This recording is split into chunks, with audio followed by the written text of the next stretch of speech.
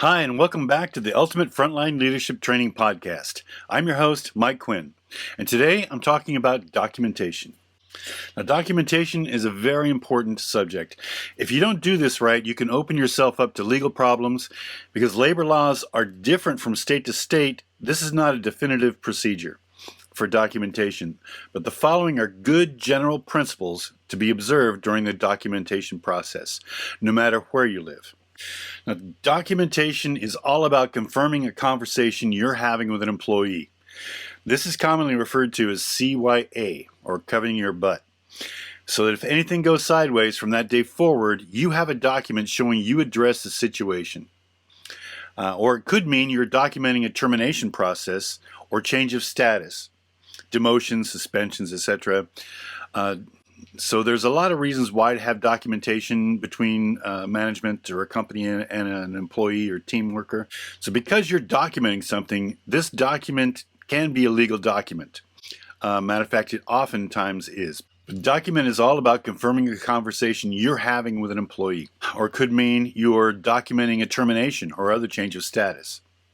So because documentation is really, really important, it needs to have some basic ingredients for it to serve your purposes. Number one, document needs to be consistent. So if something is an infraction for somebody, that infraction needs to be documented in everybody who does that thing as well. Now, often, we'll walk around with that notebook and we'll put things in our notebook that, we spoke to this person, we spoke to that person, etc. And so, you can use that in your first initial document as well. So documentation needs to be consistent. So if you're going to document a behavior in one employee, you should be documenting that same behavior in all of your employees. Do not ever use documentation to beat up on an employee you just don't like. That's a great way to get your butt in trouble. So be consistent with it. It also needs to be error-free. That means periods, everything is spelled correctly, the employee's name is spelled correctly, the dates are correct. Everything needs to be correct. All right, because if it's not, if there are lots of errors in that document, the employee could use that against you, saying you don't even know what you're doing. Because actually, a document with lots of errors in it means generally you don't know what you're doing. So make sure it's consistent and it's error-free. It also needs to be hypocrisy-free. You can't tell somebody to do something and then document them for doing it. Otherwise, it's not going to have any legs to stand on. If you take this document to court, the judge is going to ask you, well, if they did what you told them to, how come you're writing them up, type of thing. So there can't be any hypocrisy in it. And consistency is going to help you not be hypocritical as well. It needs to undeniably show cause, the reason why you're documenting them. There can't be any question as to why this isn't important and why you're documenting this. It needs to undeniably show a problem. It needs to be dated. You can't just write somebody up on a paper towel or something and have them sign it and that's it. It needs to be dated. It needs to focus on the problem, not the person. This part is extremely important. If you want your employee to have any respect for you after you've done this, which is a hard feat to do, anytime you tell somebody they're doing something incorrectly and it's jeopardizing their workforce, there's some friction going on there. Okay, there's some tension, and you need to focus the attention of the document on the action and explain why the action is a problem and how it impacts the company and those who work for the company. That should be the main focus of the document, is to say this behavior cannot continue and explain why it cannot continue and how it affects the company.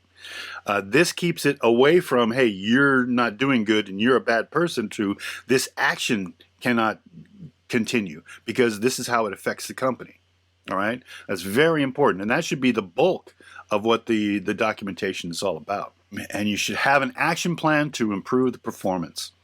Anytime somebody is doing something incorrectly or improperly, you need to state the objectives and state what needs to be done.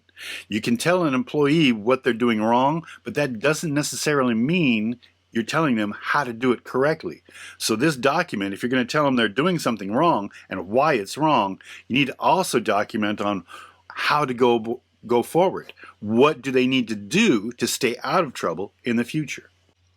One of the rules we have around here, at least wherever I work, is it's usually a 3 strikes policy. Somebody has 2 opportunities to correct their behavior before the 3rd document says, we're going to make a change somehow. So 3 strikes to termination or suspension or whatever it is. I don't know how grave the problem is.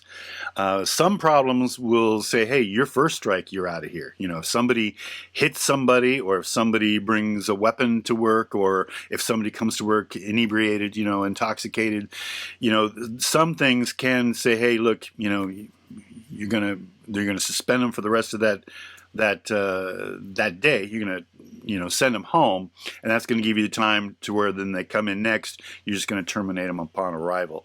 Those immediate termination things are usually listed in company manuals, handbooks. If you don't have a company manual or handbook, creating one is a very good idea, so that way your managers or your leaders know how to proceed during certain situations. Now, I like to make sure that the documentation reveals a willingness to work together to resolve the situation.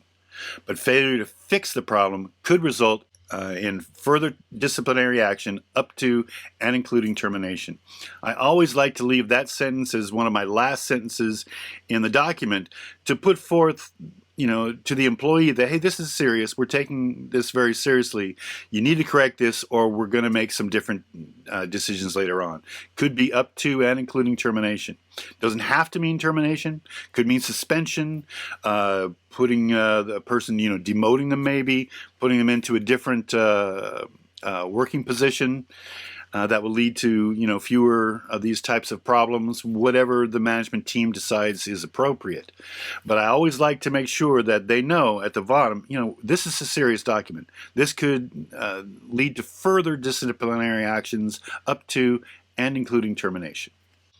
Usually there's a time frame also in documentation.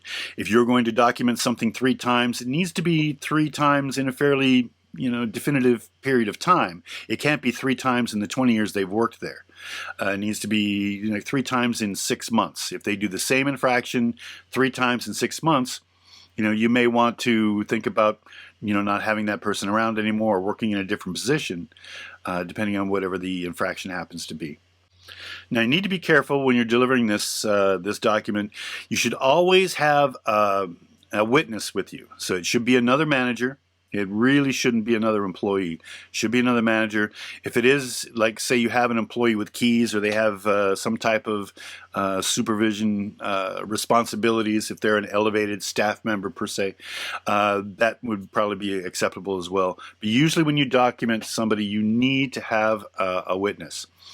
If it's an emergency, if it was a big thing and you need to do it right away, having a staff member who's been there for a while as a witness would probably work out.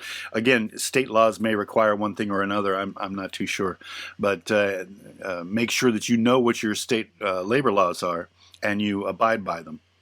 But also make sure that, having a witness there means that, the employee can't just say, he said, she said, well, Mike didn't explain this correctly, or he never said this, or etc. If having a witness backs your story up on how the events unfolded, so the employee can't just make wild accusations and try to somehow put the onus on you. So a witness is really important. And try to be gentle, even though you're documenting something. If it's really serious, just be firm and sure of yourself. Just be very confident in delivering that documentation. And make sure you know your labor laws. You can even write them in the documentation. Your first document can also include the notes in your book, that little notebook.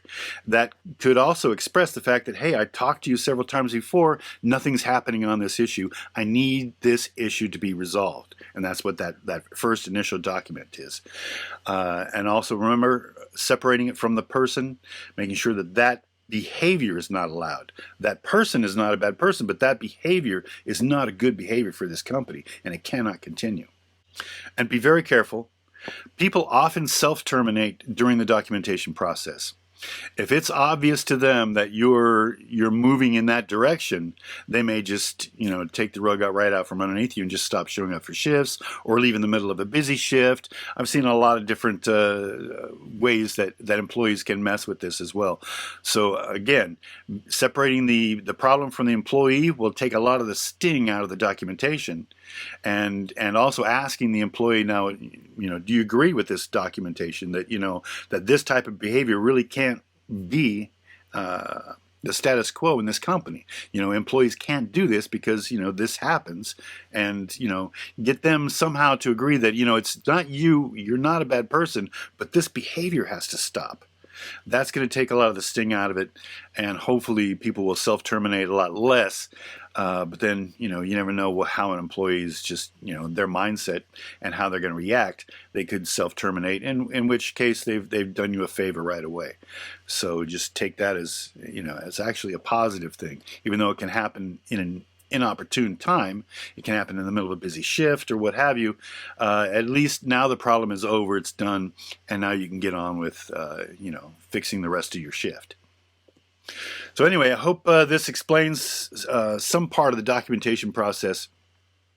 It's really important to get this right. It doesn't have to be absolutely perfect, so don't let that paralyze you. Just try to have somebody else go over the document as well, looking for spelling errors, looking to make sure there are dates, and and you're separating the problem from the person, etc. Have them kind of double check the document for you as well. Sometimes when you're in the middle of things and you're writing things down, you have all the information in your head, but it's not necessarily reaching that paper. And the problem and the solutions need to be on that paper. They can't be in your head like, oh, I know what I was saying. No, it needs to be on that document, and when you deliver it, that document needs to tell the employee what needs to be changed and how to change it. So anyway, I hope you like this video. If you follow those general guidelines, you're going to do really well in your documentation process. All right? I'll see you later.